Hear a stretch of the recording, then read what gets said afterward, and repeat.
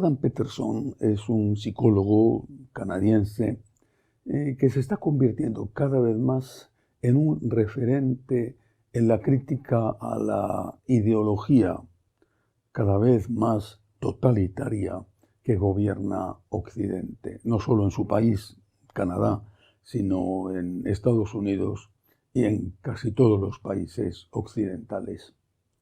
Es crítico con las políticas que esa ideología, repito, cada vez más totalitaria, impone y que están conduciendo a la destrucción, al suicidio de sus sociedades. Ideología que promueve el aborto, la eutanasia, que promueve la ideología de género y que no duda en sancionar, a veces incluso con la cárcel, a todos los que se le oponen. Peterson sabe bien de qué habla porque por haber hecho esas críticas ha sido condenado a una reeducación como si fuera un campo de concentración chino, si quería mantener su licencia de psicólogo. Su mujer, aunque él es ateo, su mujer se ha convertido al catolicismo después de una curación milagrosa ligada al rezo del rosario. En una de sus últimas intervenciones, Peterson se pregunta ¿por qué está ocurriendo esto?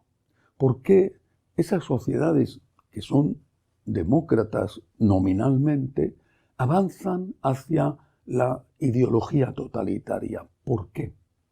Y él mismo se contesta, por el silencio de aquellos que no están de acuerdo, pero que por cobardía se callan. Entre otras cosas, en esa última reflexión suya, dice,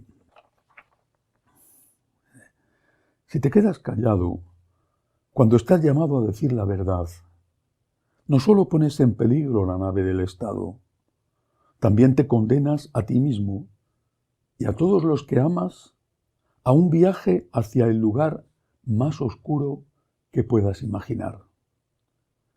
Peterson no oculta que hablar implica pagar un precio, pues las dictaduras revestidas de democracia no toleran a los que disienten de aquellos principios que ellos consideran innegociables y que son justos, los opuestos a los principios que nosotros consideramos innegociables, no solo por nuestra fe, sino por el bien de la sociedad.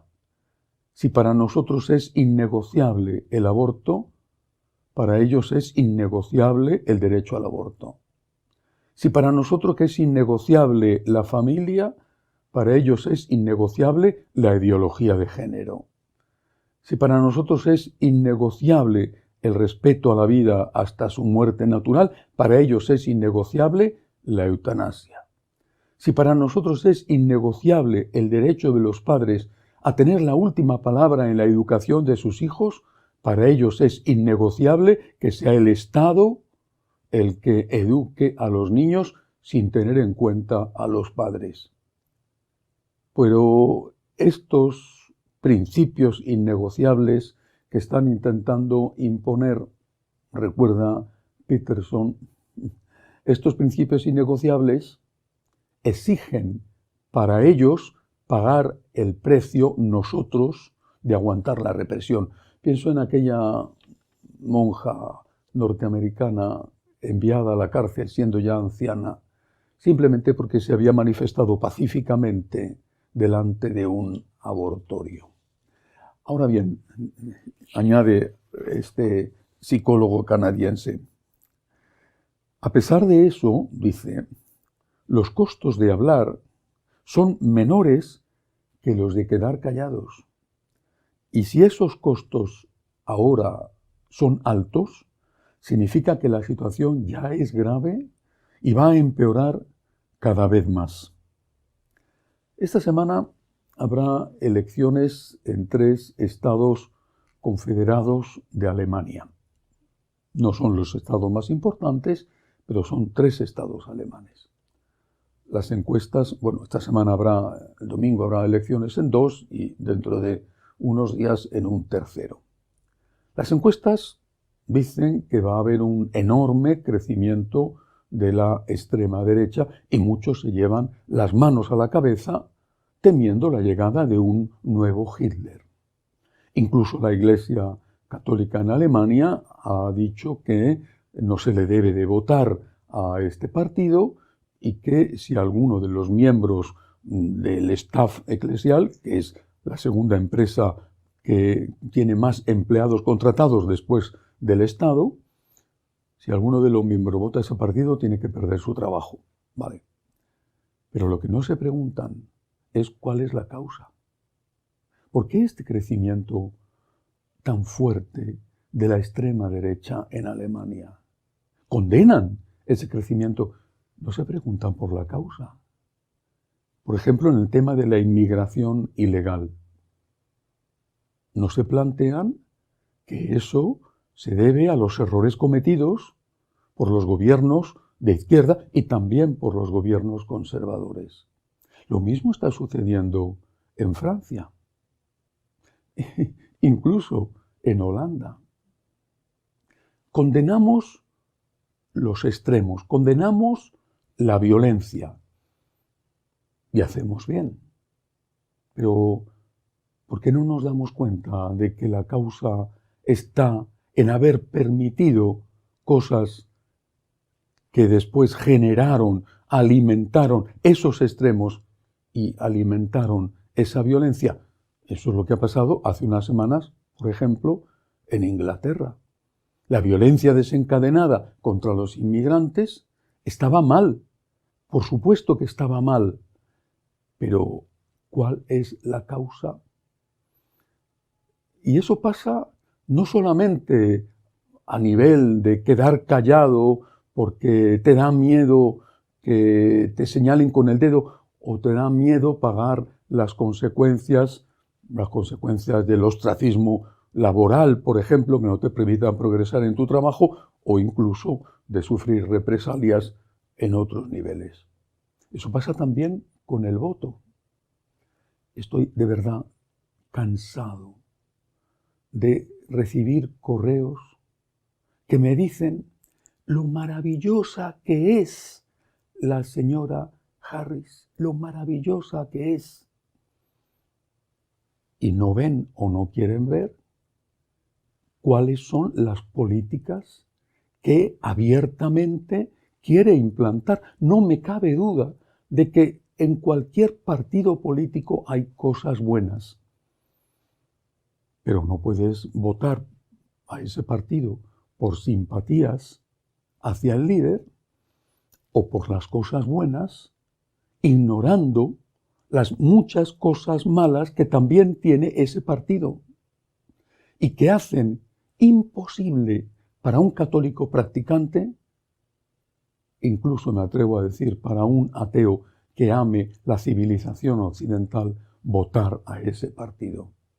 Es injusto que nos hagan elegir entre dos males. Es injusto. Es injusto tener que elegir entre candidatos que los dos tienen tantas cosas negativas. Pero lo que es peor es elegir al mal mayor porque te cae más simpático o porque te conviene a corto plazo algo de lo que te promete que luego además generalmente no cumple. Eres responsable no solamente de que tu silencio, por miedo a pagar el precio, permita que, por un lado, la ideología totalitaria que gobierna Occidente se extienda y se imponga cada vez con más fuerza, sino también eres responsable de las consecuencias de esa ideología. Por ejemplo, la muerte de los inocentes que no han podido nacer. Y eres responsable con tu silencio y también con tu voto. Cuando estás eligiendo un mal mayor, en lugar de elegir un mal menor, aunque a veces te parezca que los dos males son parecidos, pero siempre hay un mal mayor que de ninguna manera puedes elegir. Esto pasa también en la Iglesia. Qué pena los extremos, qué lástima los que se van de la Iglesia, qué pena. Pero ¿cuál es la causa? ¿No está la causa también en el silencio de una mayoría que teme perder lo que tiene el cargo, por ejemplo, y que calla o habla solo en privado y por lo bajito?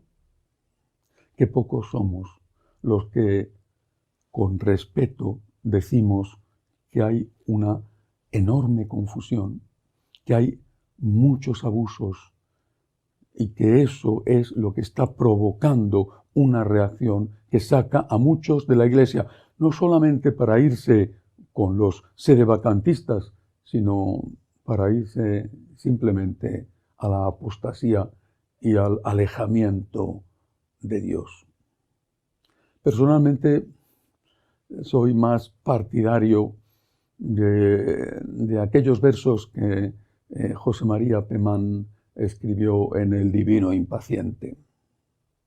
Soy más amigo del viento, señora, que de la brisa. Hay que hacer el bien deprisa, que el mal no pierde momento. Hay que hacer el bien deprisa, aunque por hacer ese bien se pague un precio. Ese precio siempre será infinitamente menor que traicionar a Jesucristo y quedarse callados mientras el mal avanza. Hasta la semana que viene, si Dios quiere.